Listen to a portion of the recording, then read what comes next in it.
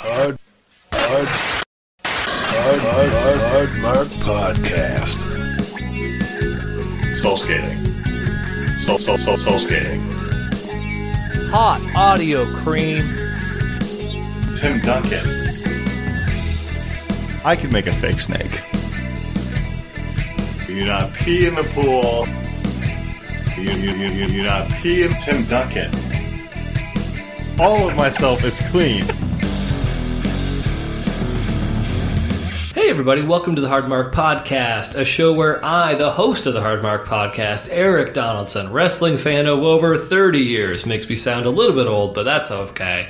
I introduce one match per episode, at least one match, maybe more, but today it's one match. To my co-host Ryan Murphy, who has never watched professional wrestling. We talk about the backstory, we watch the match, Ryan attempts to predict the winner, and then we rank that match on our ever-growing list. So the purpose of this show is twofold. First, to see what happens when someone who's never watched wrestling is introduced to its most notable matches, and secondly, as a window into the mind of my co-host. He is the man of 1,000 compliments, the soul skater, the maitre d' of Matt Drama, the Tampa Bay topsider, the living painting, the talent, the head honcho of hummus, Ryan Deathmatch Murphy. Ryan, how are you on this fine day today? I liked the last one. That was the head honcho of hummus? I did. Have you thought about that hummus? Because I've thought about that from the last episode. Yeah, it was actually pretty good. Like, I don't know if it was the crackers with the hummus or like the time, but the combination was... It sticks to your rib, not like literally sticks to your ribs, but like in my brain, every once in a while I would be like, man, that hummus and chips combination was pretty good. Even though you did shit all over it at the end of the episode. The hummus? Did I? You were complaining that I didn't make you salmon, yes. That's not shitting all over the hummus. Well, but yes, you gave me hummus and chips today. Like you were clearly... I think it was because like this was such a long and like important episode and you had not chosen to like do salmon this round. I never promised salmon. You didn't. Right. So there wasn't I didn't appreciate last time when you had salmon ready. Like, unlike you, when I promise things, I deliver on these things. You've promised many things. You've promised me to make me wings in my air fryer. You've never done that. You've promised that we would get rodeo burgers. You promised back in episode 1 that you were going to give people the tingles. You've not delivered on any of these promises that you've made. What are the tingles? It's when you get to the microphone, right? And you get real bass in your voice. So this is my Ryan Murphy voice. You get real bassy, and then you try and ASMR tingle their brains. You said that was in episode 1? Back in episode 1, I asked you if you were going to give people the tingles. You said you would, but I think you just said yes so that we could change the subject. I believe that you probably said that. And you answered to the affirmative. But I don't recall that. Now, the rodeo burgers, my bad. And root beer. I've never had root beer, and you're like, oh, I'll bring root beer. You've never had root beer? Yeah. Did we discuss that? Yes, we did. I'm the one listening. You've never listened to any of these episodes back, so you're just flippantly making You're like a politician, Ryan. You're just promising the world, oh, we're going to build that wall. It'll be great. Oh, yeah, Mexico will pay for it. That's fine. But then what happens when it's time to deliver? Then it's up to old Eric to really, make things happen. That's really on you for not having root beer in your life. It's not really my fun. Okay. What am I going to do, Eric? That's fair. I can't fault you for that. Yeah. So we'll get right into some stuff. Not necessarily. What is happening? Do you need to move closer? What's going on? I don't know. It keeps falling. Why is it falling? Mine doesn't move at all. Maybe because you're like treating it like you're George Carlin doing a bit up on stage. Maybe that's why it's so loose. Cut this out. You make my job so much harder. Fix it in post. God, you always say that. And then guess who? Like, it's me. You know it's me, right? Yeah. Like, it takes me so long to edit these because you're just like a cat. Yeah, but all the money you're making. Scratching. That's true. That sweet anchor income is well compensating me for my time on this thing. All right, you know what? So the last couple episodes, as everybody's aware, but maybe you didn't get a chance to listen to them yet. If not, I would definitely take the time to go back to those. I think those are some of the best episodes that we've ever done. The Rumble Saga, I think, was really, really good content. There were some arguments. There was also some friendship moments as well. I can't think of them off the top of my head, but I'm sure that they exist. But now that that's in the rear view, we are back on our path. I haven't really christened this the Path of Blood. I don't know. The march towards episode 30, the deathmatch episode. Who the fuck are we? You don't know what number we are? 27. We are 28. So we got 2 more episodes to do. One more episode to do. You're not checking out of this one. I know you mentally have started this one. We're in this one. We're in this one? Yeah, we're in this one. Yeah, and you got to bring your A game. You may think that we're done with it already, Ryan. Bring my A game, episode 29. What game are we getting today for episode 28? Been a long day. It's like a C game? The C game's not bad. You say that at the end of the episode. You don't say it at the start. You're trying to entice people to continue listening, Ryan. So he's bringing his A game today. I'll make sure of that. But we are back on the path to the deathmatch episode 30. This is episode 28. Thanks everybody for listening, downloading, streaming, etc. You can find us everywhere. Find us everywhere. Like us, subscribe to our stuff. I appreciate it. So let's talk about some non-wrestling stuff, but today's episode actually does factor into that deathmatch episode 30 episode very, very closely. They are going to be tied in, and we will talk about that in just a little bit. But before we do, one subject that I wanted to mention, and maybe this will be kind of a little bit of a callback. I think it's been a while since we've formally done one of these things, but let me just warm up the pipes. Let me take a quick sip of my beverage here. Do you know where I'm going with this, Ryan? Ryan's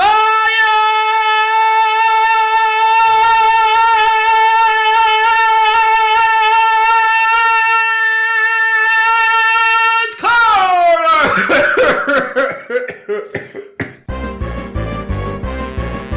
There's nothing more that I like than a fresh cut lawn. I can't tell if that was loud because like that. I'm trying to evaluate how loud that was. That was good. According to the Audacity spikes, it was very loud. Yeah, so that'll make a good little editing bit. So Orion's Corner. I have a topic for you today, my friend. Yeah. Mm-hmm. So you sent me, and I'm not going to post this. So I'm just I want to smooth over any fears, or don't message me about it. I'm not sending this out. This was a private message between Ryan and myself. You sent me a video, which you said was from New Year's 2019. You sent this to me not that long ago through Facebook. Yeah, I did. I remember that. So, okay. Let me just describe to the people what I'm seeing in this video, and then whatever information you want to then provide to them is fine. So just bear with me for a moment. I'm pulling up the video right now. It was a little while ago. Here we go. Maybe just play it. What, play the audio? Yeah, maybe just play the audio. Do you want me to play the audio? I don't think anything bad happens. But No, it's just good, solid audio. Okay, I'm sure this is going to be really good quality audio, but here, let's see. I'll see how much this picks up.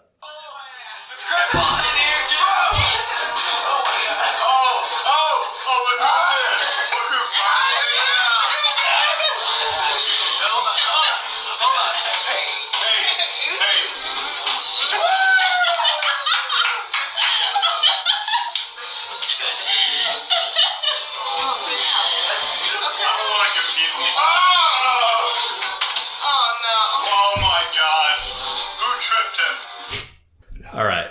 So great time. To narrate what's happening there. Mm-hmm. So initially there's a shot. I'm going to play this and just mute it because the noise of this thing is irritating to me. The initial shot is of you dancing, but I don't think you're joke dancing. I think you're really actually trying to dance, but you're dancing like a 5-year-old at like a wedding, like a ring bearer would dance. Is that how you dance in real life? I think. Like you know what I'm talking about? I do. I recall seeing the video. Yeah. Mm-hmm. But I think that was a thing. I think that was a flossing? Thing. I think, was that what it's called? The hands behind the back? Yeah, but like that was the worst floss I've ever seen in my entire life. Could have been a bad floss. That was like... It was my first time, Eric. It was like if someone had a broken elbow and they were trying to floss. That's what that was. I don't think I was fully You seem to be. What were you? You were looking at something. I don't know. Your attention was diverted, and you just happened to be like jump dancing around. Is this how parties are at your home? Is this a good version of what Ryan Murphy parties are? Because I have so many questions. This is not the Ryan that I ever get. I never get that Ryan. That Ryan never shows up. You didn't come to my rooftop party. What? I invited you and you didn't show up. I want that Ryan. Would it help if we recorded this podcast on the roof? Like, what's the secret? I don't know. If you showed up for like a rooftop party every now and then, maybe you would. Every now and then. You invited me to one and I didn't come. Didn't come. I did. Was this the rooftop party? Because if so, I don't feel bad about missing. It's not the rooftop party. This was New Year's, like, I think 19. Yeah. Or Okay. 18, 19. Probably 19. Just the noises that everyone's making and the way that everyone's dancing, and I don't say this lightly, that's the whitest shit I've ever seen. Ever. This is fucking white people shit times 10. Yeah. Yeah, it was. Like everyone just shouting over one another, dancing with no sense of rhythm whatsoever. People falling over themselves and just drunken shouting. Crutches for I mean, I'm sure there's a real reason behind the crutches. That's probably a legit. That was a real crutch, right? Like this person was. Yeah, it's like crutches. Okay, and then they Boldy pulled him off. Like, got it. And they really fell. Got it. Yeah. No, that wasn't at our house though. That was. Was Greta filming? Yeah, Greta was filming. That Gotcha. you could hear her in the background when she was like, "Oh my god!" I did hear her like her melodic tones. Yeah. Does it a lot when. Why did you send this to me? I hadn't seen this. I sent it to probably like. I'm trying to think how many people I sent it to. I forwarded this on because Boldy was in town and we were like at dinner and he sent it to me and I was like, holy shit, this is fucking like prime shit. This is really good video. Like for like 25 seconds. Like, sure. So I just passed this around to fucking like everybody, like most of the people who are in that group. But right. I figured I should pass it along to you too to like give you a little insight into like, you know. I mean, it made me feel bad. Why? Because I don't get that. Like I've never seen you floss once. That's not my fault, Eric. I've given you accept the invite next time. I invite you. I want that Ryan on. There's a chance someday you might.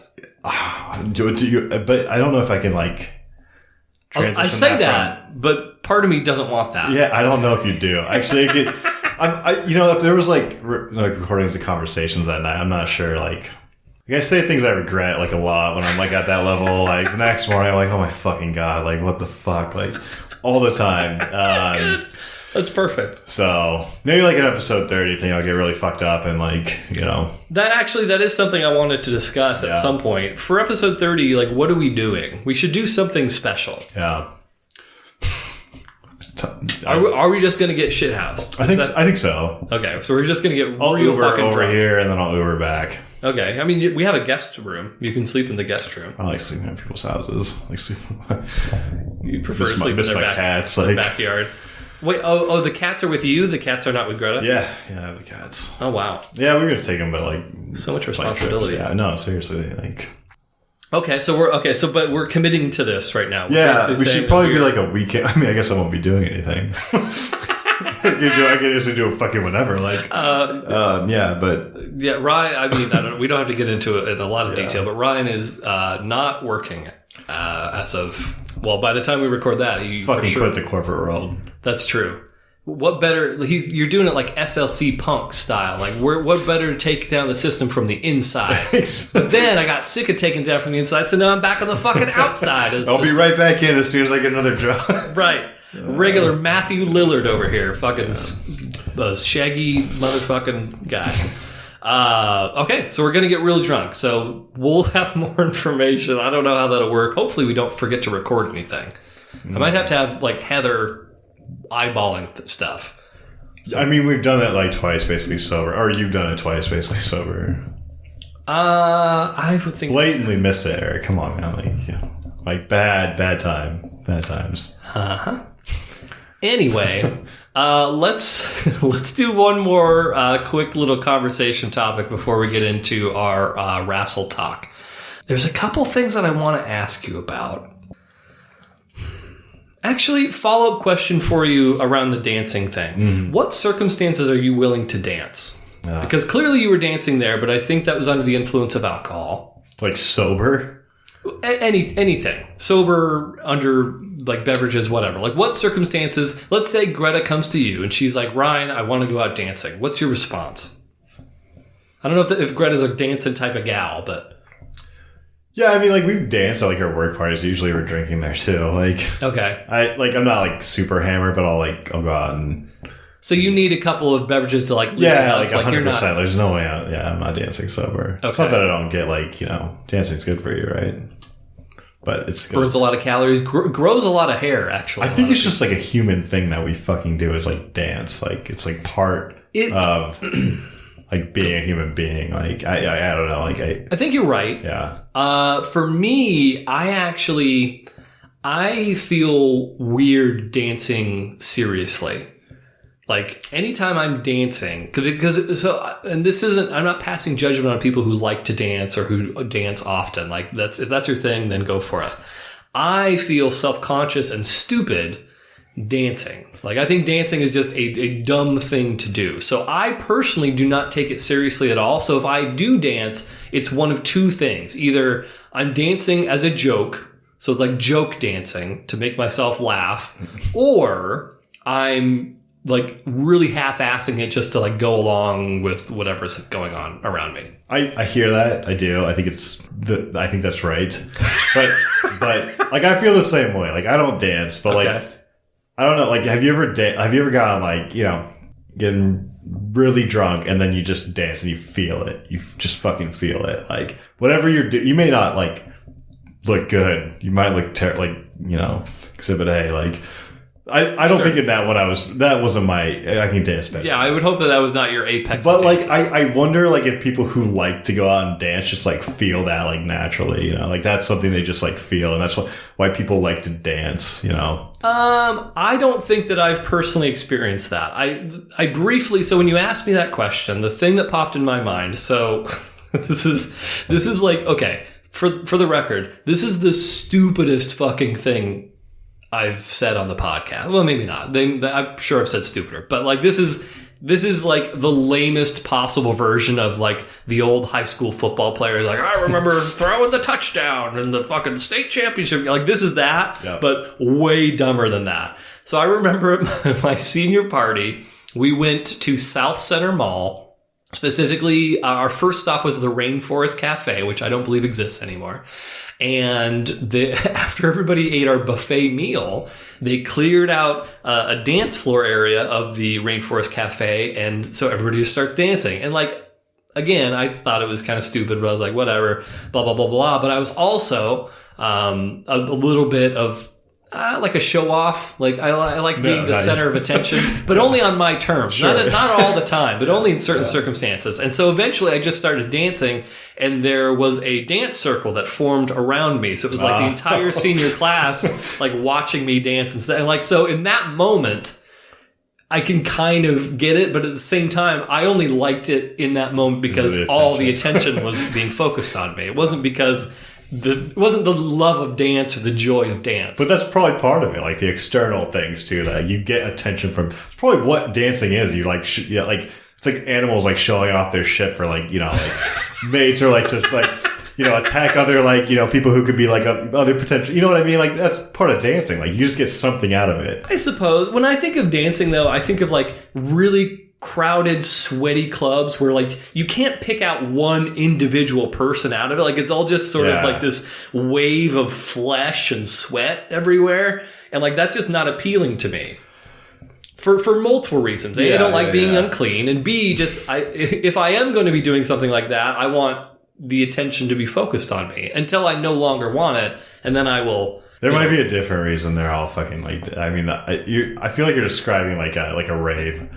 Yeah, when I think of dancing, I think of that scene in The Matrix 2 where it's all underground. Or do ecstasy and like Trinity and Neo are hooking up. There's a song that's like popping into my head right now. Morpheus is jerking it in the corner. That scene, everyone remembers it. The video, like, Call on Me. Call on me. I know that song. Oh, God. What? I don't remember the video. It's just like... What were they doing? Should I look this up? I mean, it's... yeah, go ahead and look it up. All right. It's a bunch of women doing, like, yoga or... maybe not yoga. A bunch of women doing yoga? Very, very sexual video. Is it? Yeah. Call on me. Oh, okay. You're right. It is women doing like jazzercise or some shit. But there was a video. There was a like protest in some country. Just like holy shit, she's wearing a thong. Oh, they all are. Yeah. Wait, so this is what you think of when you think of dancing? That's what you're saying? I mean, are you listening to the song? It's a crazy. I haven't heard this for so long. I was like, holy shit, this is like this is what gets you going. Like, I mean, we don't have the rights to this, but I'll play it briefly here. Yeah, I know the song. That's a lot of butt cheek for a music video. It is. There's okay. I mean, there's nothing about. I mean, they are. It's not the music video, Eric. It's the song. Oh, so the song makes you. The song makes you want to dance. Okay, got it. Have you? Are you ever mad about songs? Yeah, how so? Like, do you ever get mad when you hear? I've been mad a couple times when I've heard Journey. Wow, Journey's. I like Journey. Like, I remember one time I walked into a bar when I was living in Lake City, and it was it was among the shittiest bars I've ever been in. Lake City, yeah. Mm-hmm.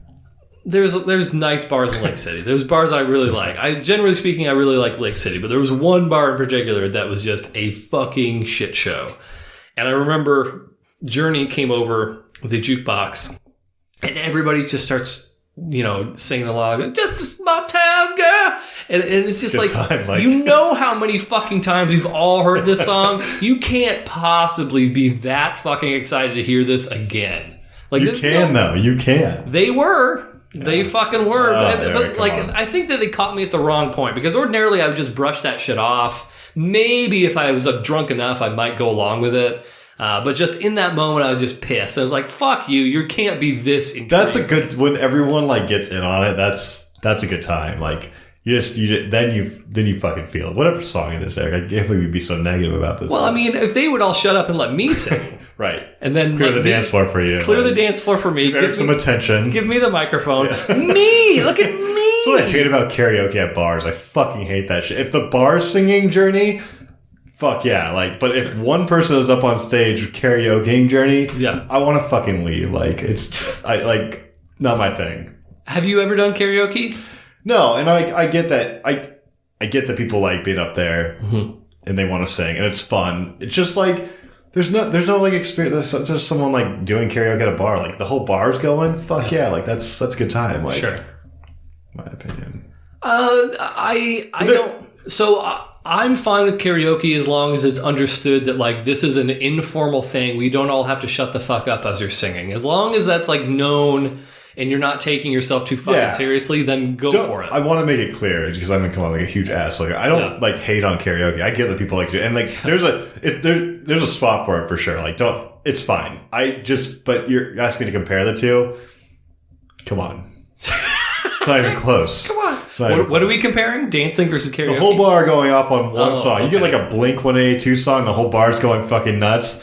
Or karaokeing it, it's the bar, like, or a jerk, whatever it is. Like, I guess, I can't think of a situation where an entire bar has broken to Blink-182. Oh, come on. What? I don't know what bars you're frequenting that this is happening. I feel like this is happening more because, like, the older you get, like, they play more nostalgic music now. You get some Blink and, like, people go. Sure. All the small things, people just get riled the fuck up. How old were you? Garage band it. You would have been like, God, like, what? 8, 9. Yeah. Oh, what a piece of shit you are. Anyway, we have a karaoke machine. Maybe that'll be an episode 30 thing. We'll sing some songs. I'm gonna fucking leave. It'll just be you. All the attention will be on you, Ryan. You don't have to share any of it. Yeah, I love attention. It'll all be for you. It'll be fine. Okay, one other really quick thing. I don't think this will take very long, but I wanted to get your opinion. So normally, speaking as the host, speaking of sort of the moral compass of this program, I'm the normal one typically. You're the weird one. Okay. I think we could all agree on that. That's the moral compass, right? As the moral compass, peeing in pools. Yeah. What else? What other things do we do? Snakes, just snakes in general. You're weird and I'm normal. We can all settle on that. I want to ask you a question. So this is the thought that I have. So I've been, I've been checking the mail in the evenings because I forget to do it until nighttime. And so then I'll do it. I'll pitch you a scenario and I just want to get your thoughts on this. So I was checking the mail. This was at 9 p.m., right? So nighttime, I think that's pretty acceptable. This was a nighttime event. And I heard some rustling in the bushes next to where I was getting the mail from. Because my mailbox bank, I think that's what you call it, is next to sort of like some shrubs and whatnot. And I heard this rustling, and I sort of paused for a moment. And my first concern was raccoon. So that was the first thought that went through my brain. And then I stopped, I paused for a second, and I was like, I think it's too early for raccoons. So that I just proceeded forward, got the mail, went back in my house, and that was the end of it. But then I started second guessing myself. So in your opinion, Ryan, how late is raccoon late? Is 9 p.m. Are they nocturnal? Like, is that like a nocturnal? Yeah, they're a nocturnal. Have you not had run-ins with raccoons? I have, before? but I didn't like realize this was like a day and night thing. I have a picture of a raccoon on my phone, fucking huge one, when we had the house. Oh, it was late. I guess it was. I didn't know where you were going with that. I thought you just had a picture of a random ass raccoon. Oh no! Like it was impressively sized. Sure. Yeah, I don't like raccoons. Some people are into their human-like hands and their faces, but I fucking can't stand raccoons. They're the worst. Very aggressive. I don't know how late raccoon is. I don't know how to answer that question. So in my mind, and this could be completely bullshit, but I thought it was interesting the way that my mind worked in that moment where I basically thought it through and I was like, you know what?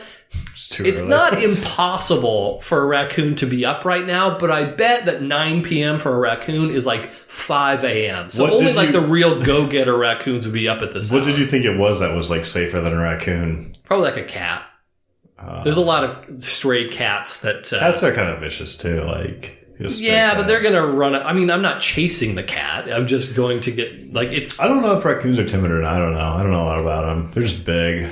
They're like big, small animals. Raccoons are more aggressive than cats. So I'll tell you a quick raccoon story that I have. I remember one time...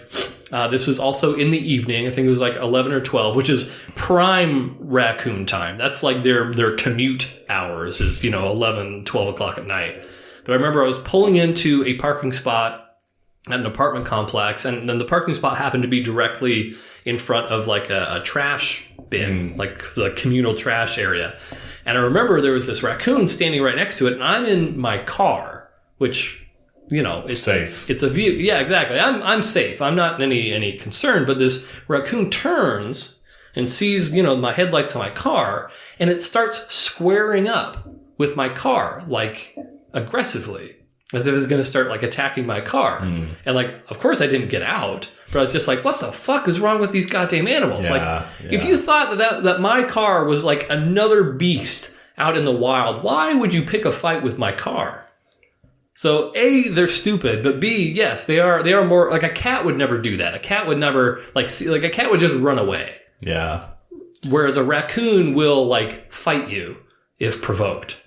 Or even not if provoked. If it just sees you and is like, hey, fuck off. I think neighborhoods trap raccoons. I feel like we had one that got trapped. They were we have to get this out of here. Yeah. Animal control needs to come and get this raccoon. I've seen one around my house before while I was out driving, but not since then. But I would freak the fuck out if I saw a raccoon. If I would just kick it though, you could just kick the raccoon. You could say that about any animal. Yeah, I know, but they're big. They are big, but they're big cats. Yeah. So you could just. It's not gonna. I don't think if it got kicked. Yeah, but they have rabies and shit. If they bite you, that's a big pain in the ass. You should probably go to the doctor after you got attacked by a raccoon, but it's not gonna Well, I don't think I'm going to die. Yeah, I'm not worried about death, but it would still be a significant inconvenience of I mean, life. you brought the whole fucking thing up, like... Yeah, I did. Raccoons don't... I'm like, that's an interesting creature out there. Like, you don't see raccoons all the time. Take a picture and move on with my life. But you brought it up, like... Yeah. Yeah, but what I was asking was, how late is raccoon late? I don't fucking know. Like... Well, fucking look it up. I'm pulling up a picture right now of raccoon teeth. These fucking chompers, that would be bad, my friend. That would be very bad. Look at that. That could do some fucking damage. That's more substantial than a stray cat. I just don't know how vicious they are. I have no idea. Maybe. Vicious. I'd be more scared of running into like a porcupine. What the fuck? What do you mean a porcupine? Or like a skunk. Then those two would be more concerning to me than running into a fucking raccoon. I wouldn't. Are we just thinking of any animal now? Or are we thinking of animals that we... There's skunks around here. Skunks are a thing. Yeah, skunks exist, but you'll just be stinky. They won't harm you. They'll just spray you. Yeah, but I don't think a raccoon's... I think you're scared of raccoons, so you're thinking that raccoon was squaring up against you. But he's probably just No, he was. He was. No, oh, don't you try to gaslight me, Ryan. I'm just fucking saying, I'll fucking call my ex-girlfriend right now and she'll verify this goddamn story. I swear to fucking Christ. That raccoon turned its whole body. So it was not facing where my car was parking. It turned its whole body. Its shoulders were back. It was looking all fucking diesel, jacked up like The Rock. And then it started shifting its weight from paw to paw, back off, motherfucker. It was clearly trying to... My cat does that all the fucking time. To you? It's sick. They're kneading. They're doing that. You know what? I'm not a raccoon expert. I don't know if they're doing the same thing. But, Eric, did you fucking hit the gas and speed off? I pulled into a parking spot. I just sat there and waited for it to fucking vamoose. How long did it take to lose interest? I don't know, 30 seconds. Okay. I just think you're have a phobia of raccoons. I don't think that you have enough of a fear of raccoons. I think that it's okay to be... Listen, a markomaniacs. If you have a rational respect for raccoons to give them a wide berth as you should, don't let Ryan make you feel like a bad person for it. All I'm saying is, if you see a raccoon, maybe don't come up and try and pet it like Ryan's trying to, encourage you to do. You should avoid raccoons. You just saw its teeth. Don't make me out as a guy who pets raccoons. You're a fucking raccoon petting, water splish splashing on your face, just weird guy. You should be maybe not afraid of raccoons, but respect the raccoon. I never said I didn't respect They'll raccoons. cause damage to you if you're not careful. I'm saying there's other things I more concerning. You said porcupine and skunk. When would you ever see a fucking porcupine? I don't know. You wouldn't, is the answer, Ryan. That wouldn't happen. So, yes, I would also be... I would actually be more concerned about a raccoon than a porcupine. Because porcupines, that's a defensive needle. It uses those to What do you think the raccoon was doing?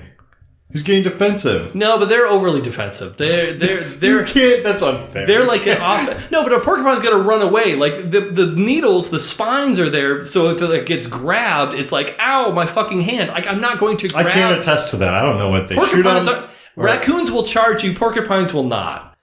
And I'm sick of your bullshit, Jack Hanna, I'm an animal expert. Well, no, you're acting like a fucking porcupine expert right now. You're trying to invalidate my raccoon story, and I'm telling you that raccoons will fight you if provoked. But 9 o'clock, you're probably safe. All the raccoons are waking up. They're using little human hands to wipe all the human sleep out of their eyes, getting ready for their day. They're having their raccoon coffee out of their raccoon Keurigs.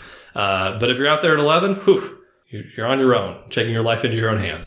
Noted. Thank you, Eric. You're very welcome, Ryan. You're very welcome. Let's talk about wrestling. Let's do it. Are you ready to talk about wrestling? Yes, I am ready to talk about it. Okay. I put my hand up his butt and I said that. So. Yikes. So now, as we noted before, we have completed the Rumble Saga. We are done with that. We saw Ric Flair enter the WWF. Fuck that. He is now... Shit. Okay. No, I'm still a little bummed. I missed that. Oh, yeah, that you picked Roddy Piper? Yeah, no, it's still a bummer. It's still a sore spot. It should be, but maybe you can come back and redeem yourself. I don't know. That would have been a big one to take, and I had 30 men, yeah. I would have been quite the feather in your cap. But we will probably watch at least another 1 or 2 Royal Rumbles, so you'll get the chance to redeem yourself in the future.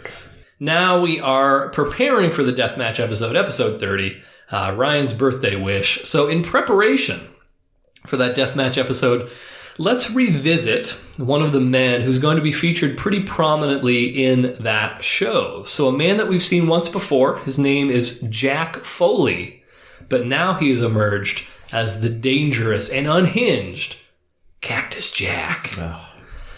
So we last saw Jack, again, wrestling as Jack Foley, back in episode 20, The Lightning Round, Ryan's favorite episode of all time, as one of the 6 matches that we watched in that show. So if you remember, that match is currently number 15 in our list of 33. Most notable for Jack Foley wrestling in his second ever professional wrestling match, getting his jaw broken with a wicked clothesline from the Dynamite Kid, and he wrestled the rest of that match unable to close his mouth. Do you remember that? Yes. Do you? Yep. Are you doing the thing where you just say No. You remember the... I do. Was this is part of the string of... the lightning round. Yeah. Where we watched 6 matches. Events, yeah. Yes. I do. Okay. Yeah, so he's the guy who could not close his mouth after he got clotheslined. So that's Jack Foley, now known as Cactus Jack.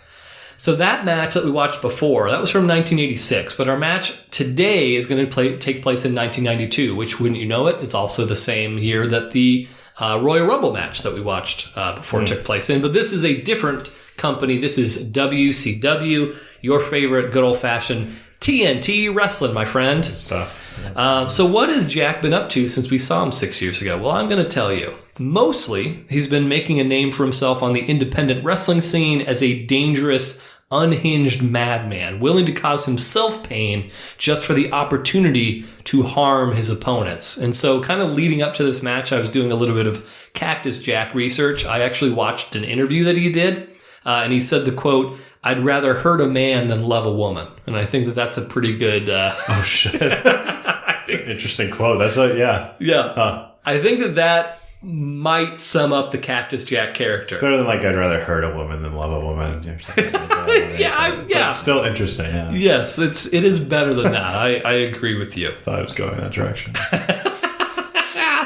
So as the deranged Cactus Jack, he traveled all over the world, including several tours of Africa. Do you have any guesses, Ryan? So when he traveled to West Africa, do you have any guesses for how much he made on a 6-week tour of West Africa?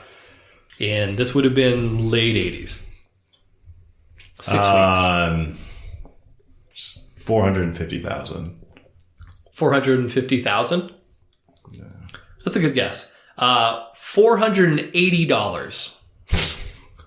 I knew it was going to be either really low, which I thought. I guess I probably overestimated that. This is pro wrestling. So $480. $480 for 6 weeks in Africa. Just how much would you make in the U.S. doing the same thing? In that same time frame? Yeah. More than that. Like $4,800 or...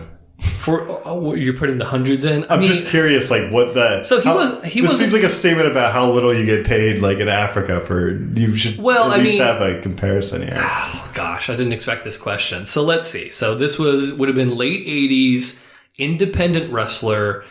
He probably would have been making, like, a couple $100 per show. Okay. Back then. How long was he in Africa? Sorry. This was a 6-week tour.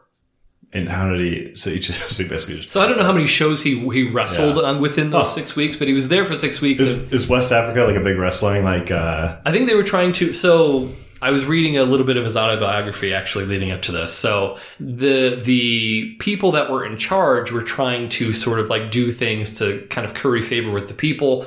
They had this traveling pro wrestling show that they had organized, that they flew all these guys in. They had one of their own homegrown talents named Power Udy that was beating all the American wrestlers and whatnot. And then as soon as he came back, the government was overthrown. And so, yeah. Huh. So no, the answer to your question is no. It's not a hotbed for pro wrestling or anything like that. But I think of I'm trying to think of my geography of West African countries. I know up top you got Nigeria and South Africa and isn't I did a report in 7th grade on West Africa. Not on West Africa, one country. I think it was Mauritania. See, that's a country that I would just not. I hope I'm pronouncing that right. Either way, I sound like a real idiot. But anyway, $480. So just, again, a little bit of flavor for you around the Cactus Jack, circa 1980, whatever it would have been. So over time, Jack further developed his character. He was briefly this was not his idea, by the way, but he was briefly christened as Cactus Jack Manson to kind of give him a psychopathic edge, sort of tie in with the Charles Manson sort of connection there. Eventually, his wild brawling style caught the eye of WCW, aka TNT Wrestling, and Ryan Speake. It was there that he developed his signature "bang bang" catchphrase, which started as an off-the-cuff reference to Love Shack from the B-52s. Do you know that song, right? Love Shack. Love Shack. Yeah. Love Shack. Do you know where the "bang bang" part would have come from? No. So I don't know much about that song. Towards the end of the song, when they're talking about the Love Shack and somebody trying to get into the Love Shack, there's a bang, bang, bang on the door, baby, like that bit. So there was a match that he was wrestling where he, for whatever reason, that lyric popped into his brain. And so he goes up to the cameras and he's like, bang, bang, bang on the door, baby. Like he said that. And eventually he just shortened it to bang, bang, and he'd do little finger guns. And so that was kind of his signature catchphrase in his time as Cactus Jack. So, yeah, a little backstory there. So, also to kind of tie in with our previous couple of episodes, so after Ric Flair jumped ship from WCW to the WWF, the WCW was desperate for top quality bad guys to feud with their main hero star, Sting. So we last saw Sting taking on Ric Flair in a match that is currently ranked number 29 out of 33. So you loved it, is the short answer. Yeah. Sting had face paint, kind of blonde, crew cut. You'll probably remember him when we see him. So Cactus Jack, even though he was relatively unproven, he was trusted to deliver as a competent foe for Sting based on his size, his unique in-ring style, and his unorthodox but captivating interview skills. So very kind of different interview style, but one that it was hard to kind of take your eyes off of. So Sting and Cactus Jack would feud off and on over the course of the year, eventually leading to the match that we're going to be watching here today. So the match that we're watching takes place on June 20th, 1992 at the Beach Blast pay-per-view. And so this match is a Falls Count Anywhere match, which means that there are no countouts, no disqualifications, and you can pin your opponent anywhere rather than just inside the ring. About fucking time, Mike. What does that mean? I feel like these guys dodge the ring to get outside of the... It's strategic, but give me a break. Pin them anywhere. Oh, so, look, that's okay. Now that you mention that, so you've expressed anger when men have ducked outside of the ring to kind of catch a breather and whatnot. You've been mad whenever that's happened before. So now you like this because there is no place to run or hide. Is that what I'm getting? I do. From this? Yeah. Well, there you go. So yeah, you can pin anybody anywhere. So Cactus Jack had actually competed in one of these Falls Count Anywhere matches previously. He had sort of established it as his specialty. That previous Falls Count Anywhere match had ended in a horse stable. Nice. Little fun fact for you. And so several weeks before this match, Sting had actually suffered broken ribs at the hand of famous Boy Meets World star Big Van Vader. Ah, my guy. Your fella. My guy. And so in the aftermath of that, after Sting had his ribs broken, that's when Cactus challenged the weakened Sting to this match, with the heroic Sting valiantly accepting the challenge. And so that is the build-up to our match here today. Any thoughts, questions, concerns? I feel like I did have one, but Slipped my mind. So the Sting thing or no? We haven't really talked a whole lot about Sting this episode, but we've seen him before. He's a good guy. I think it was the horse stable. There was a horse stable match? Well, it was a Falls Count Anywhere match that happened to go in. There must have been a horse stable near the arena. That's where you can't pin up, but you can run or something, right? Wait, what are you saying? Like there was a wrestling match and they could run to the horse stable and get pinned there? Yes, that's exactly. You got it's your ability to listen to what I'm saying is just it's impeccable. I feel like that might not be it. Is that true? No, absolutely. It was a run to the horse stable and pin your opponent match. That's what it was called, Ryan. So that the previous match was Falls Count Anywhere. So again, you can pin. I could pin you in the women's restroom if I wanted to, but I don't know where this was. Mm-hmm. Apparently there was a horse stable near the arena, so they were able to sort of just fight and meander their way over there, and so the match happened to end in this horse stable. Oh shit, so that's exactly what I said. Well, yeah, right. You made it sound like they were specifically going to the horse stable to that's where the match needs to end. It just happened to end there. Okay.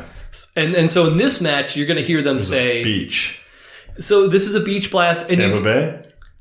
No. That's too bad. I don't know. It's not in Tampa Bay. I don't remember where it is. Right. We'll find out. But you're going to... And I'm going to actually just set this expectation right now because you're going to hear the commentators over and over and over say, Falls Count Anywhere on the Gulf Coast. They don't fucking go to the Gulf Coast. They do go outside of the ring, but they stay in the arena. They do not go anywhere totally fucking wacky. So just don't get your hopes up that high. Okay. So it's a bummer, but just something to keep in mind. So they are not going to go to the beach. You could really bump this match up. You never. Maybe episode 29 there'll be a Falls Count Anywhere in the sand. You never can tell. But the last thing I want to do before we actually take our brief commercial break, I'm going to show you a really quick promo that Cactus Jack did leading up to this match. And I think I remember which one it is. Let's take a look here. So this promo, basically Cactus was threatening Sting. And you can see in the little screenshot we have up there in front of us, he's holding a wooden crate. Snake in it? It's an empty crate. There's nothing in the crate. No raccoon. No. But the crate is a metaphor, you see. Okay. The crate represents Sting's ribs. And so you're going to see in just a few moments after Cactus Jack, delivers his verbiage about what he's going to do to Sting and how he's going to beat Sting up and that whole thing. Cactus Jack is going to, and I'll let you figure out how he does this, but he's going to basically show Sting what he's going to do to his already damaged ribs via this wooden crate. Is he going to break ribs or something? So I fucking hate that. I'll just let you know, after Cactus Jack does this, and if you're looking for it, you can pretty much see, he kind of fucked himself up. Yeah. So I'll just say that. We'll watch the promo, and we'll just see what you think.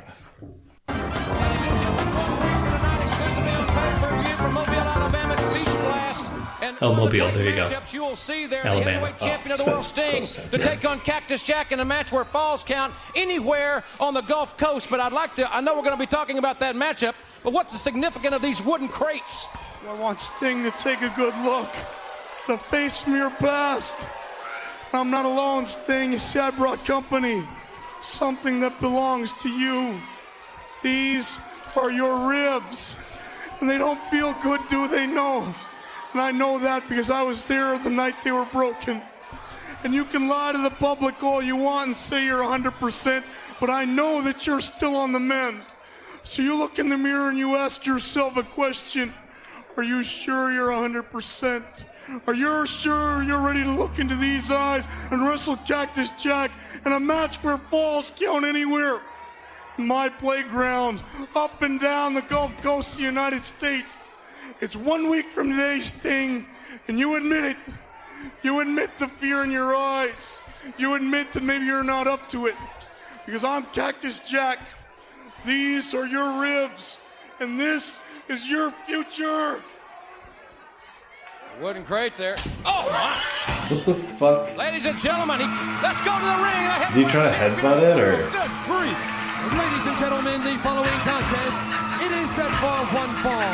Each Introducing first from Venice Beach, California. What did he try to do? He just like fell on it.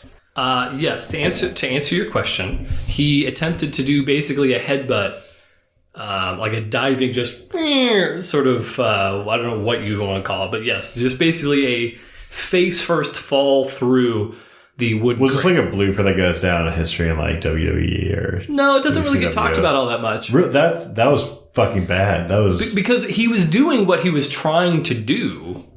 Like, he was trying to, I'm going to headbutt this wooden crate. It looked like he fell down. It didn't even look like he got down to, like, headbutt it. It looked like he just fell and missed and pushed the box a little bit forward. No, his face hit the box. It didn't.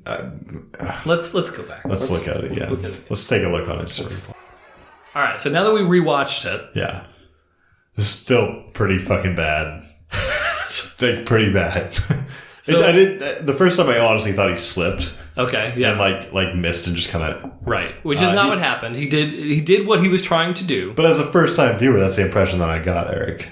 Well, you're not good at watching things. We've already established that. You think that that snakes are fake all the time, and you claim that there's camera cuts when there are clearly no camera cuts. When I saw that, and you're like, no, that's not what happened. I was like, shit, like that was maybe like a snake thing. Like I missed it the first time. But the second time I watched it wasn't great either. He did like, okay, he tried to hit it. He did hit it, but like, it was just not like a great, I mean, why didn't he just like take it and just like headbutt it? I'm sure if he had to do it over again, he would not have done the floor like. So what he did was he was moving at such velocity down, so he did break the front of the boards that were in this wooden crate. But then his head actually went through and bounced off of the platform that they were on, which you don't really see. Did they film this like at the same time, or is this? Because they go right to the match, right? I think that they filmed like it was one right after the other. I think it was a live. Because he looks like he has a concussion, like. Yeah, he tried to get back up to his feet and he couldn't. Because he was like basically stunned himself. Yeah, like worse than a concussion. Like he had a concussion and he had like brain damage. He writes in the book that I was reading. He wrote a fucking book after. Like without a reading. How was the book? Like it was really good. As long as you ignore all the spelling mistakes and everything, it was fun. Yeah. But no, he basically was like, I knocked myself out, and then Jim Ross, the guy doing the interview, had to like cover for me and be like, "What a dangerous man." All right, I respect that. I respect that he got, but like I just don't know why he chose to go about it that way. He felt like there's so many other ways he could have gone about it. He just like, anyone can fucking break a board if they just fall on it with their head. I've seen a lot of Cactus Jack matches. That's not a move that he does. Yeah. Like what he does in a lot of his matches is he like runs and like will elbow somebody. So I don't know why he didn't do just that. Instead he just... He just felt, I thought you were gonna he was gonna maybe cut himself or something, like something small, but he really it's one of the most dangerous injuries you could just fell on his fucking head, okay, good intro. So there you go. But so that's the match. Just to kind of set expectations for everybody. So currently Ryan's record is at 17-16. So we'll see how this goes. One more thing, he presumably came out after this. Who's Cactus Jack? Yeah. Shortly, this was filmed the same day. Same day as the match we're going to watch? Yeah. No. Oh, okay. I thought you were saying it because... No, so when he's doing this promo, I mean, this was probably taped a month before the match. Oh, all right. Yeah. Right out after that. No. Okay, all right. No, it's not not same day or anything like that. But okay, so Ryan's record 17-16. He is on a one match. You can call it a losing streak, but he lost his last match. So we'll see if he turns it around or if he's going to slide down to that 500 mark that he's so desperate to avoid. And with that said, we're going to take our quick commercial break. We're going to watch that match. I'm going to post that link on our social media channels. Check it out if you get the opportunity. And we will see you in just a little bit. Bye. Hello, everybody. It is Eric, and I'm back with a couple more podcast recommendations for you. The first suggestion that I have is pessimism at its finest. I sat down with Alexandria and we talked all things wrestling. The highlight of our conversation may have been when she disclosed how, as she was a little girl, she actually wrote a letter to God hoping that she would marry Triple H someday, which, I mean, who hasn't been there before, right? We also discussed having John Cena follow her on Twitter, the Total Divas reality show, and my thoughts on The Undertaker's WrestleMania streak. So definitely check it out. Pessimism at its finest. You can find it everywhere that you find the Hard Mark podcast. You can also find all the other episodes that Alexandria has done. Plenty of content around The Bachelor. There's also some really interesting interviews that she's done, including one with a food photographer. So if you've ever been interested in, how that whole world works, how do you prep the food to make it look as delectable as possible? Again, that is Pessimism at its finest. Check it out everywhere that you listen to Hard Mark. Also, I had the honor and the privilege of appearing on Coey's Questions, and it was a little bit of a departure for me. I actually was not being asked about professional wrestling. I was being asked about the great state of Washington. So on this season of Coey's Questions, they're actually talking to one representative from each state, and they are attempting to determine which state has the coolest stereotype. So I did my absolute best to represent proudly Washington State. I hope that I did everybody justice, but you may need to check it out for yourself just to verify. We talked about the Seattle Freeze. We talked about Ludafisk. We talked about coffee, craft beer. I shit a little bit on the state of Oregon. I apologize. I love you, Oregon. It just came out heat of the moment. You understand how it can be. But even after you've heard my episode with Courtney and her co-host Jay, I would encourage you to check out all the other states. Maybe you've spent some time in Hawaii and you want to see, hey, let's see if the stereotypes that they're talking about match up with my experience. Maybe you just really hate New Hampshire and you just want to validate all the things that you already thought about that cursed state.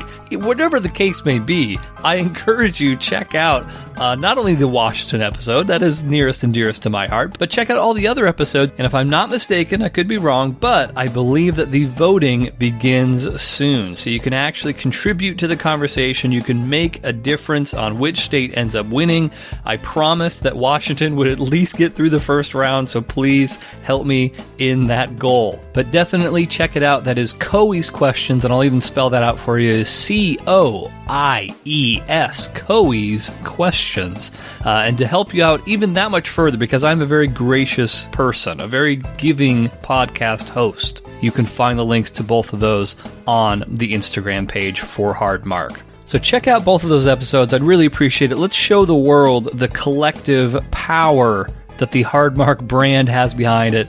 So listen to Pessimism at its finest. Listen to Coey's Questions. Would really, really appreciate you checking both of those out. And with that said, so let's go ahead. Let's jump into the second part of Hard Mark. Thanks, everybody. The champion of the world drops the belt, drops the robe, and they're ready to get it on here at Beach Blast 92 out of the outside. Boy, I've never seen anything like this. Thing got a running start and cut that clothesline. And now what's he doing now? The champion up on the top rope. Remember, no disqualification. A clothesline off the top. He hit it. He hit it. He's got the leg. He won it. He's got the win. Ladies and gentlemen, here is the winner of the WCW World Heavyweight Champion, Steve. All right, we are back. Live and in living color. Thank you for sticking with us past that beautiful, beautiful commercial break. So we just watched Cactus Jack versus Sting. We'll just start with my usual question. Did you like the match? I did like the match. I actually liked it a lot, yeah. Good. That's good. Yeah. Solid, wholesome fucking match. Like, how do that's you what mean wrestling should be. Every match should be something. What do you mean wholesome? Wholesome in like the wrestling sense. Not in the word sense. I don't understand. I still don't understand what you mean. Like, when I think of a 1992 wrestling match, that's what I think of. Like, a good wholesome, like, two guys really going at, like, authentic, not too, like, over, like, the top production-wise. Like, okay. Kind of has that little bit of a backyard feel, but, like, Backyard feel? Grandma's in the ring. Are you talking about, is this a Southern wrestling thing? Is that what you're getting at here? I didn't until the end. I didn't really think much, but like it had it throughout. Like, it's just because, to be fair, the past at least 4 matches, maybe even more, have been from 1991, 1992. They've all been from that same era. But they didn't have that feel. Well, this was that 1992 feel. So this was your precious TNT Wrestling. This was your this was WCW, not WWF, which is what we have been watching the past few years. That's it. I don't know. Which WWF had a little bit more production value. It was a little bit more pizzazzy, for lack of a better word. So this was a little bit more down and dirty. Yeah, no snakes. Yeah, no snakes, no fancy CGI camera cuts to, get us away from the snake. Just all, no urns, no urns, just all concrete and men on men. So let's talk about the match a little bit. We'll leave you in the suspense of whether or not Ryan got the prediction right or not. We'll wave that to the end. But as far as our match notes, so we saw a little brief highlight of Cactus Jack versus Van Hammer. You don't need to know who that is. In that horse stable fight. So we did see that. A brief cameo from Abdullah the Butcher, who we've actually talked about in the show before. Cactus Jack, he makes his entrance to the funeral march. So there was a bit where he's kind of jaw-jacking a little bit with the referee because the referee's trying to be like, hey, get in the ring. And Cactus Jack is like, no.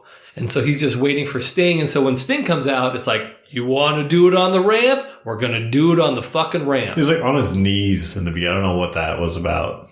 Yeah, I don't know either. I think it was just for visual sake. But by the time Sting was like out and like ready to fight, he was back up to his feet again. I think maybe that was like a protest thing. Like, well, if I'm on my knees, you definitely can't move me, little tiny referee man.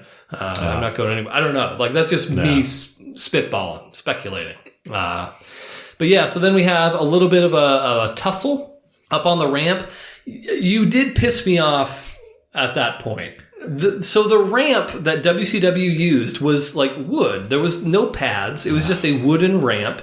And Ryan did his bullshit trampoline thing again on me. He was like, oh, bouncing, fucking pads and shit. Like, you can clearly see that there's no give to the ramp. It's just a wooden ramp. But anyway, you're going to say something that's wrong, so just say it. It's just that wood has give to it.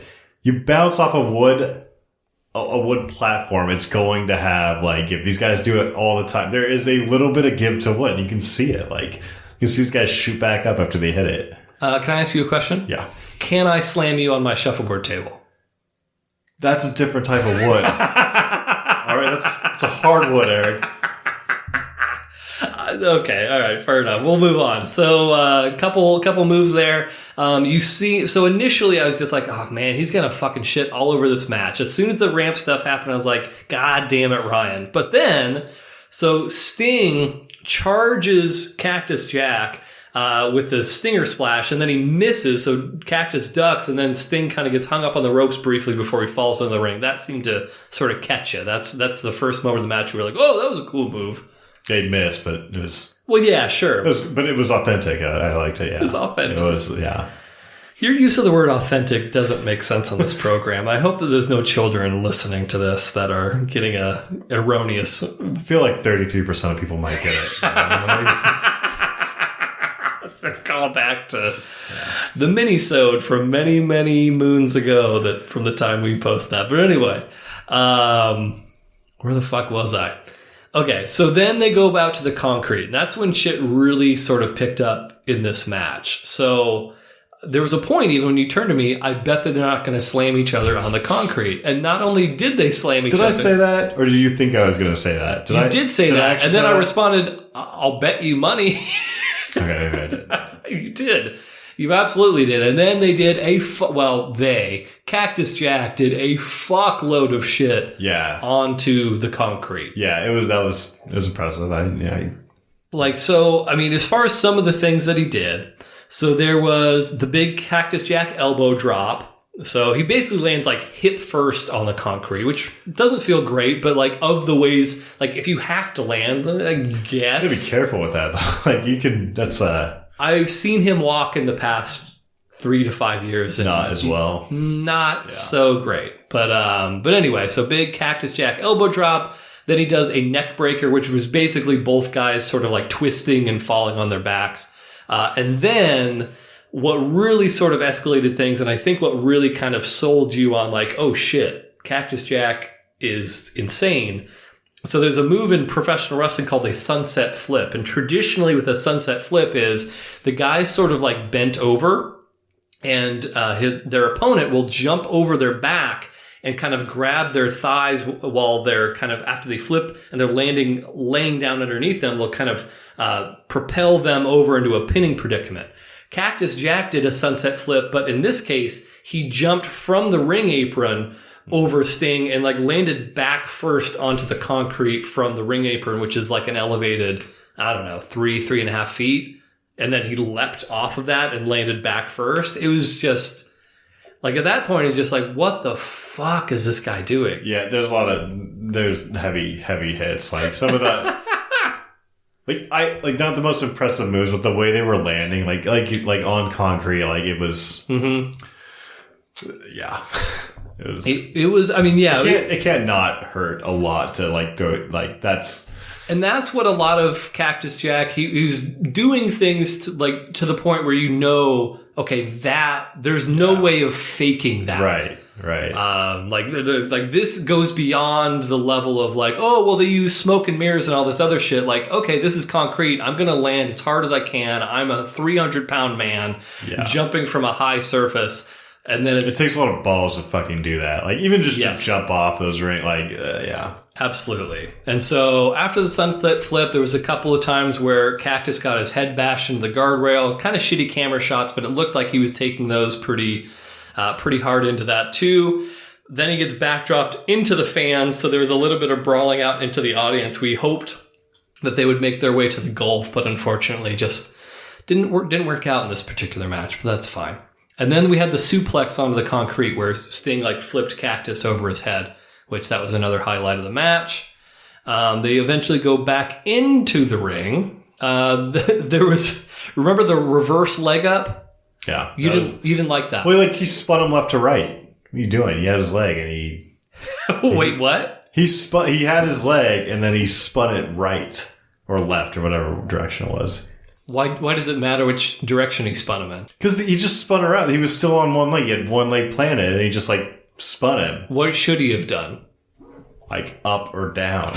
Well, down would have made... Well, I don't know. I mean, he's a wrestler, Eric. I don't know what... Like, get creative with it. But, like, at least up, like... I think he assumed Cactus Jack didn't have the athleticism. Yeah, like, it didn't hey, fucking work. Yeah. Well, true. Yeah, so Cactus went to go kick Sting in the gut. Yeah. Sting grabbed the boot, which, hey, heck of a heads-up move there. I mean, you have him right there. What are you doing? Like...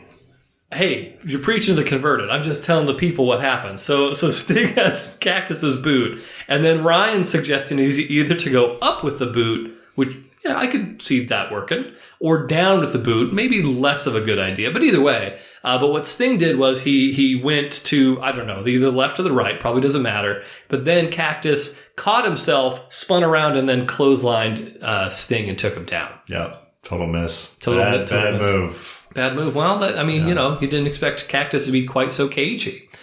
So then we have a couple running knees in the corner. So then eventually Cactus has Sting in the body scissor, and he starts slapping Sting in the face, and you can Sting starting to kind of like get pissed. And it was neck veins coming out. Yeah, he did have really prominent neck veins. I didn't put that in my notes, but you're absolutely right.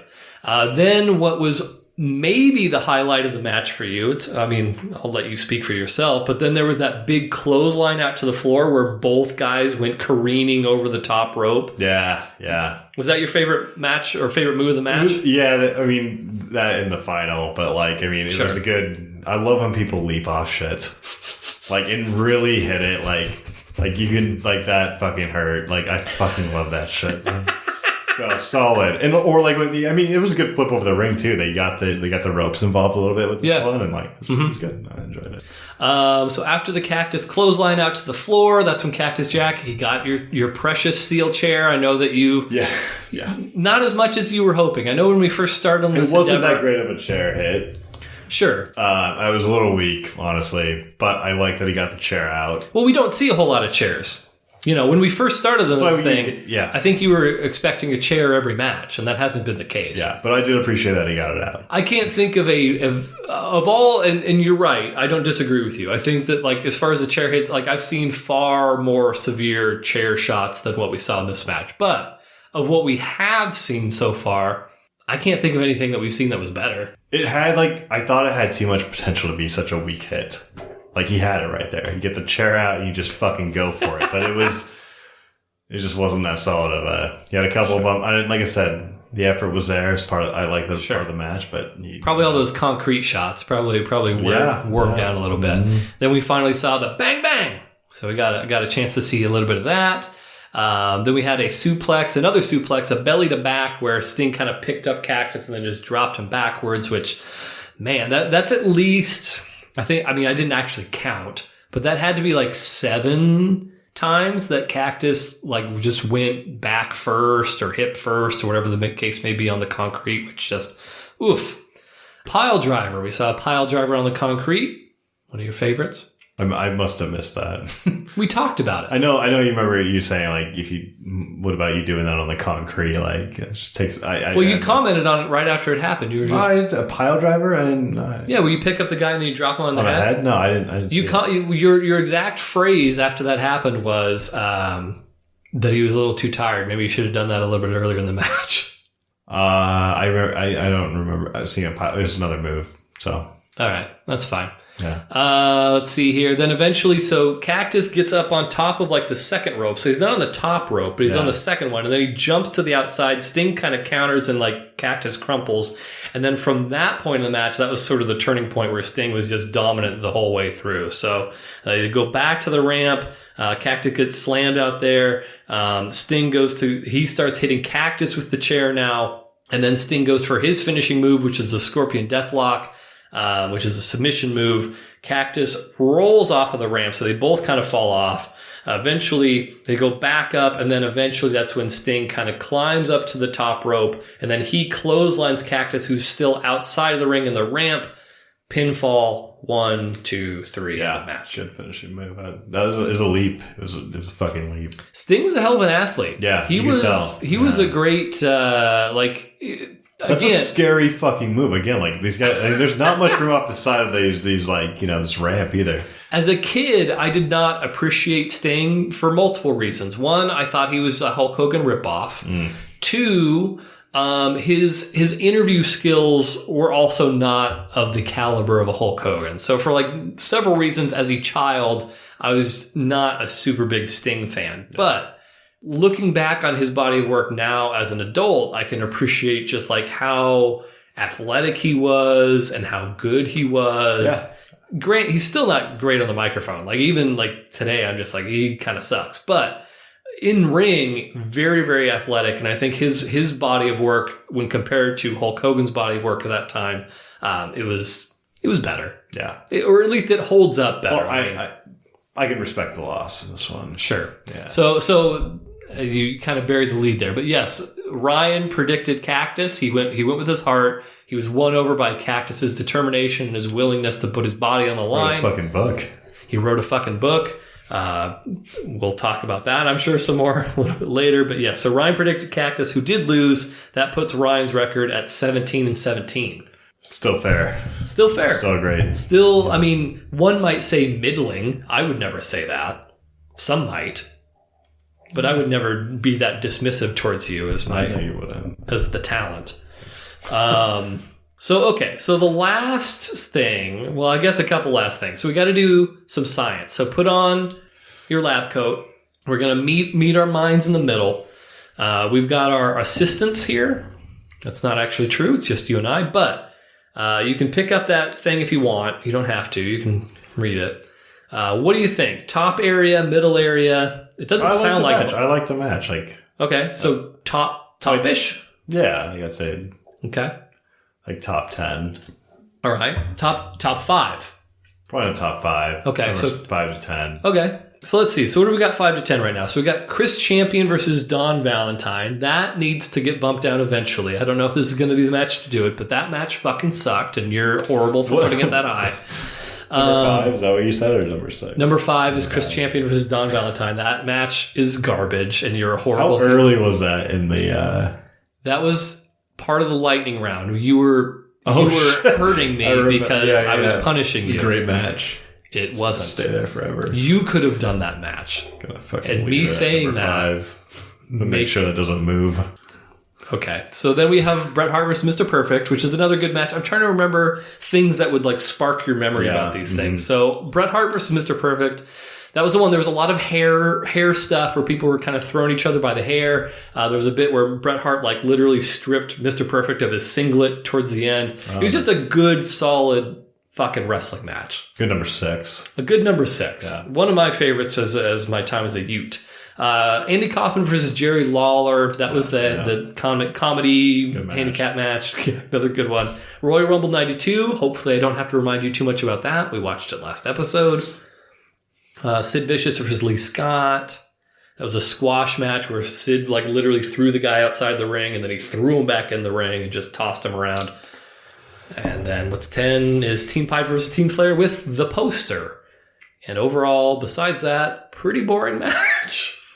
So those are the matches in that area. I just feel like it should be like a number 7. I feel like 7 would be a good number 7. So it's bumping Kaufman and Lawler down. Yeah, I think it's fair at this point. Okay. Yeah. We're getting to the point where this is not going to be feasible anymore. I don't know why you still have a whiteboard. I think. How do you not move this to like? I have a Google Doc. But I need a tablet. I think my wife has a tablet that she has never, ever used. You can just do it right here, right? Yeah, if you could see it. I don't know. I mean, with your old man eyes, I'm not sure if just you send me the doc on my phone. I don't want you editing this thing. So I have a feeling you'd put Chris Champion and Don Valentine at number 1 if I gave you editing rights to that. Sting. Okay. Cool. The science is now complete. And as with all sciences, once it is written, it shall never be adjusted again. Because you get science right the first time, everybody. When you're doing science the right way, like we do here on the Hard Mark Podcast, available on Apple Podcasts, Spotify, Stitcher, etc., you don't have to change it. Okay, so the last thing I want to do before we get into Eric's Wisdom Tree, episode 29. So we already know what we're going to do for episode 30. We're going to get fucking shithoused, and we're going to watch some deathmatch wrestling. Which, in case this wasn't clear to you, Cactus Jack is going to be very heavily featured in that deathmatch episode. Nice. Okay. So it's going to be Cactus Jack. Your guy Cactus Jack, along with Terry Funk, who we've also seen a couple times. He was in that empty arena match with Jerry Lawler, etc. So we'll delve more into that in episode 30, where we also drink a lot. I don't know how much, but I don't know. I'll probably feel real bad the next day. I'll just say that. All right, good. But episode 29, that's next episode. Let's see, how do I want to say this? I do not want you to come back to me and say, Eric, stop giving me shitty matches, or something to that effect. I don't want you to come to me for saying that. So here's... Have I not said that already? Not this episode. I feel like I've said that like several times, but okay. Well, not today. Not today. Today was a good match. In the past. It was a good day. Today was a good... I'm glad you think so. Okay, so next episode. Just as sort of a palate cleanser, because the death match is again, something we've been building up to for, it feels like a year at this point. I don't know if it actually is or not, but it's definitely been going on for a while. Next episode, I'm going to give you the choice. And I have 1, 2, 3, 4, 5 options for you. Now, because I know that you're a nervous Nelly sometimes, we're going to watch all these matches at some point anyway. So even if you don't pick something that you're intrigued by, we will eventually get around to it. So don't have to worry about that. But this is basically like, what intrigues you most? Okay. And so all of these things, I will say, have some value either as something that you might really, really like, or something that you might think is really, really stupid. And as we've seen, you tend to rank things that are really stupid highly anyway. As we saw with Chris Champion versus Don Valentine. But nothing is as it seems, and I'm not going to give you a whole lot of information. I'm just going to give you a summary. Mm-hmm. And even the things that sound like, oh, that kind of sounds like boring and I'm not interested in it, trust me, there's going to be something that you are interested about this match, okay? So I'm just going to give you the general theme of what this contest is, and then you can pick between the 5. But you got to pick today, and that'll be next episode. Got it? Yes. Okay. Okay, so your first option, one-on-one match. Do you want me to say yes or no? No. I'm just give me time here. Oh, that's fair. Okay, sure. I'll give you an approximate year. So No. I'm just saying you're pausing after each. Why'd you pause? I'm letting you, because you don't listen to me when I tell you things. So I'm letting you digest. Just go right. Okay. One-on-one match. Yeah. Okay. Hardcore match. So that means, like minimal rules. Okay. Pinfalls count wherever, et cetera, et cetera. Extreme tag team match. Yeah.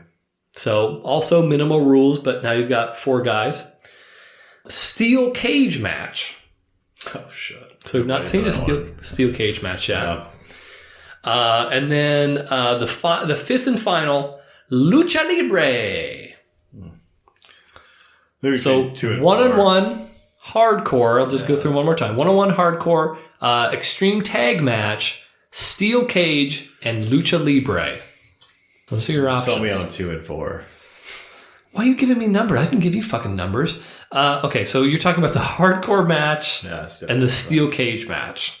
Sell you? Tell me more. They're both from approximately the same era. I would say right around the year 2000. They are both... I would say that those are both 2 matches at the height of the Attitude Era, for better or for worse. One of those 2 matches are considered to be among the worst professional wrestling matches of all time. Really? Yes. I won't say which, but one of those are considered to be a fucking god-awful match. I'm thinking it's a hardcore match, but I have no idea. Just my gut. I mean, if there's any other information I can help with you. You know what? I think I want to go with the steel match. Yeah, the steel cage. Yeah, steel cage match. Okay, all right. I will mark that on our list. So can't fucking tell now if that's pick the worst match. So next episode 29, is going to be, for any wrestling fans listening, the Kennel from Hell match. Very famous professional wrestling match. So enjoy that. Cool. All right. So that brings us to our last thing. And the last thing, as per usual, Eric's Wisdom Tree, where I tell Ryan something that he desperately needs to know. He usually argues with me. Have you used that Dove soap yet, by the way? Just move on. So really quick note. Last episode, as you've heard, I gave Ryan some Dove soap. And actually, no, you didn't know that. So we talked about Dove soap. I forced Ryan to take Dove soap with him. He refused. I feel like you're like the listeners think I'm not clean. I mean, like I'm not a clean, soft-skinned. Can I feel your skin? Well, I mean, it's not up to me. I don't know what the 66% of people are thinking right now. I think you made it pretty clear after these last 4 episodes that. Well, you don't have a removable shower head. Right, not clean. And you don't use soap for your face. These are facts. These aren't me speculating. You've said this. But anyway. Okay, we beat that horse to death. We don't need to get into it. But you just got into it. You brought up the Dove again. I was mentioning it. You brought it up before the podcast and after the podcast and the last podcast.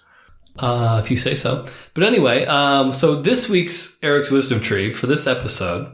It's a new brand of soap that's extra moisturizing. That'd be good for you. This is just jumping out at me. I don't know why.